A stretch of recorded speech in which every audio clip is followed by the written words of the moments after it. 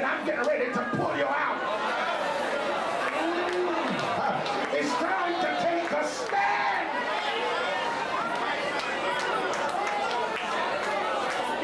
It's time to take a stand. The man couldn't stand up, but Peter grabbed him by the hand and said, stand up, man, stand up. Stand up. Stand up to your circumstance. Stand up to your situation. Stand up and face it and let them know he that is in me greater than those that are against me. Stand up to it. We have too much blessed quietness, Christian. You don't want to open up your big mouth and let the devil hear you.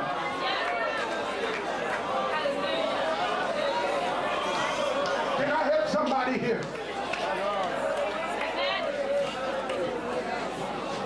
We pray in our mind too much. We talk about God can read the mind. Want me to help you with this? Talk about, well, you know, God knows the intents of the mind, you know. I can pray in my mind and God knows my mind. Let me tell you something. When you pray in your mind, you cannot develop faith. Because faith comes by hearing. You need to speak so that you can hear. And you need to speak so much so that you believe what you said. Because God don't need faith to bless you. You need faith to receive.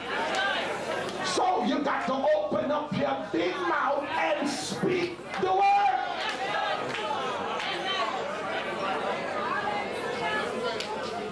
Faith comes by hearing, and hearing the word of God.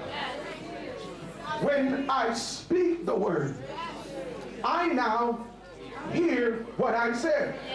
That's why, as a preacher, I love to have a monitor so that I can hear when I'm preaching. Yes. Faith comes by hearing, and hearing by the word. When I hear the word, I now become pregnant with the word. And pregnancy now moves from faith to expectation. So now, what? I look pregnant in you. Lord have mercy. Let me kind of tuck it in a little. Let me kind of hold it in there. No.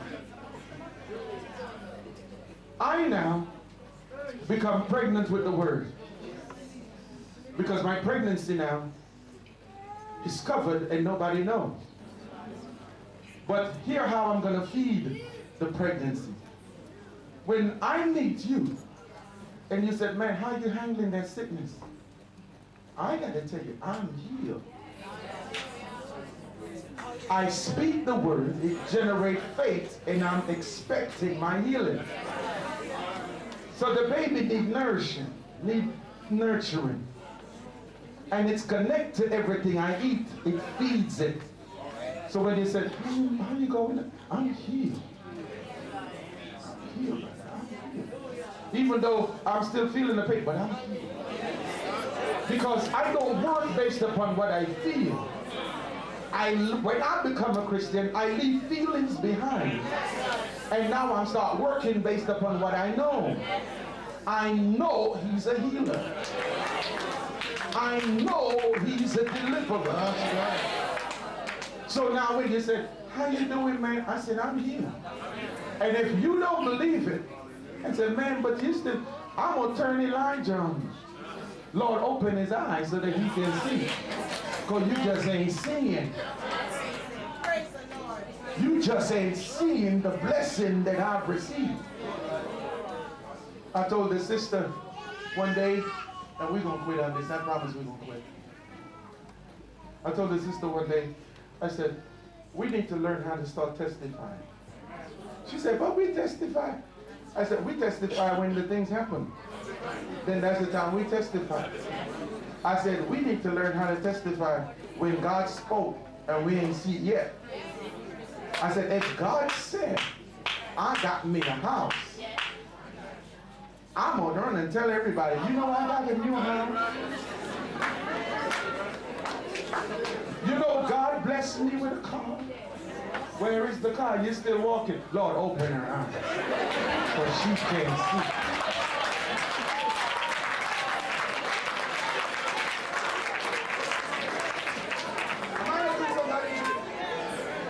Because if we don't believe that, we need to stop using the word that said, speak those things which be not.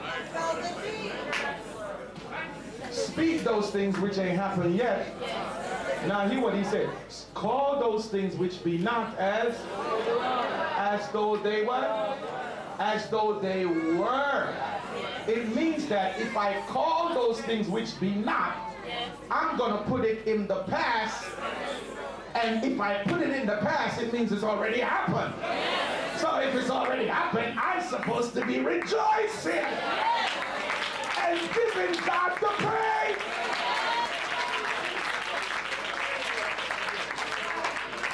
Somebody needs to start praising God over something you asked him for.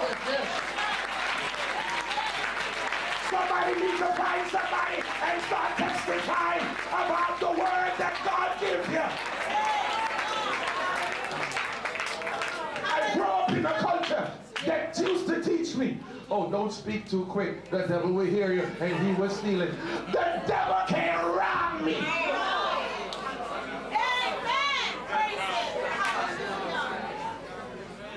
He can put up some blockage and try to fight me, but I'm still going to get it. Speak. God bless you. I think I talk too much. I talk too much. But listen, take out your keys, honey. Take out your keys. Those who ain't got a car, hold up your hand.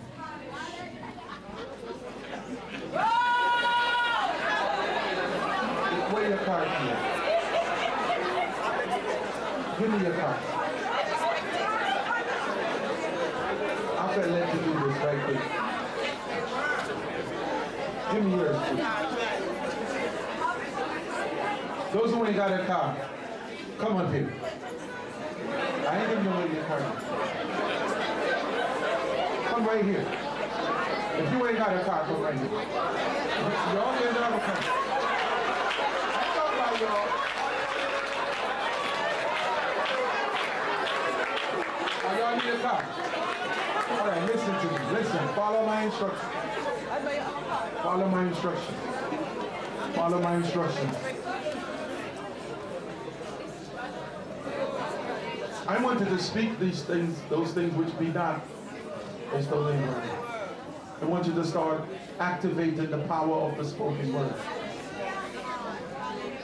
I'm going to let you touch these keys and you start thanking God for receiving your automobile. This key is a symbol of what you expect to receive. Touch it, Bishop, Bishop, Bishop. These keys are a symbol. When you touch it, here is one over this side. Just pass it on.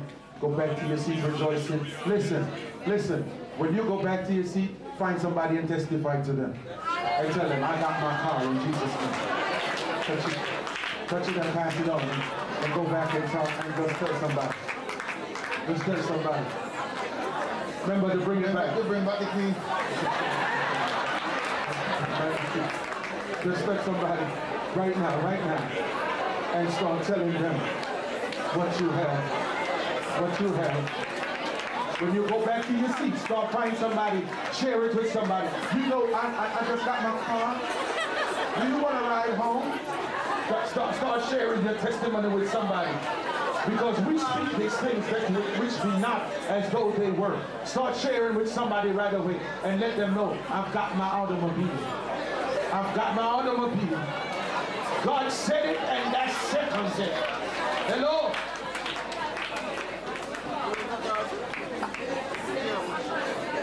I got 10 minutes. I'm going to tell you, I got 5 minutes. I'm going to take 5. Remain standing.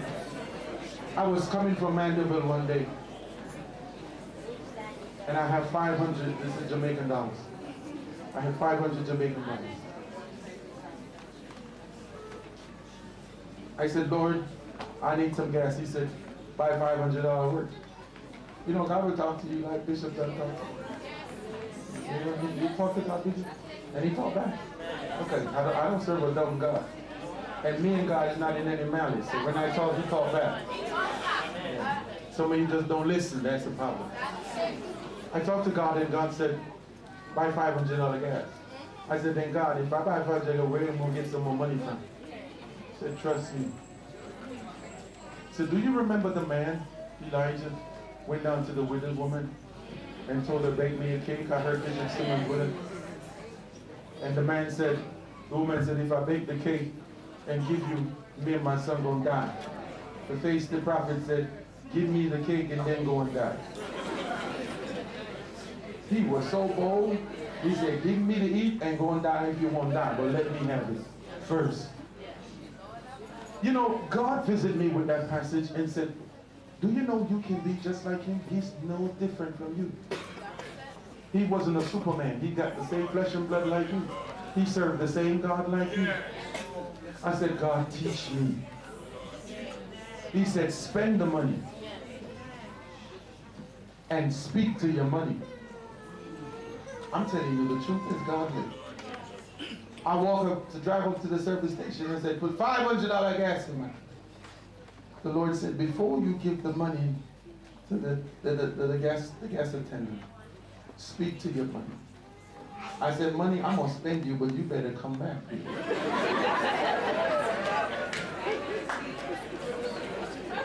God said, I'm going to teach you a lesson. I said, money, I'm talking about the power of the spoken word. We speak healing and healing come.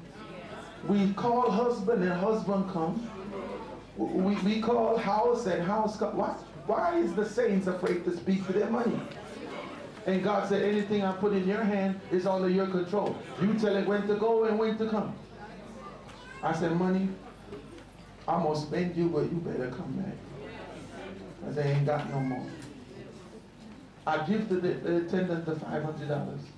Driving down on Mandela Highway, the Lord said, look over the passenger side and see what you see. I look over there, $500 was on the ground. I stopped in sudden. I don't know how somebody didn't run in my back, but I was frightened. And God ever bless you that you frightened? The blessing just come too quick. And sometimes you didn't believe it gonna come so fast. When it just happened. I look at it was real. I saw a little silver thing in it and all that. I said, this money is good. The devil was in the car. He said, oh, your wife dropped it there sometime today, and that ain't a miracle. I said, all right. I said, God, do it again tonight, do it again. I want to make sure. I said, do it again, God. He said, all right, stop at another place and spend the money again. I went down to another service station. Now, you know, we don't buy bread and stuff in service station. I went in there, I buy bread, sardine, and everything, and make sure the money is spent. The Lord said, this time, when you speak to the money, tell him, don't come back by himself. Bring friends with you.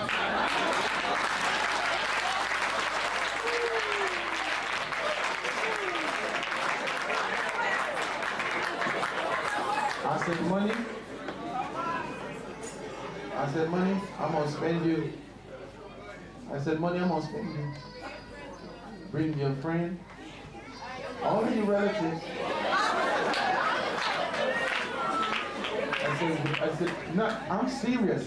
I said, when you run out of friends and you run out of relatives, I take some enemies and bless them. Bring everybody. I give the money to the gas attendant driving home. The Lord said, when you get home, it was like 1 o'clock in the night. Go in the washroom where you have your clothes and start searching. I said, but God, I want to sleep. Lord said, go in there.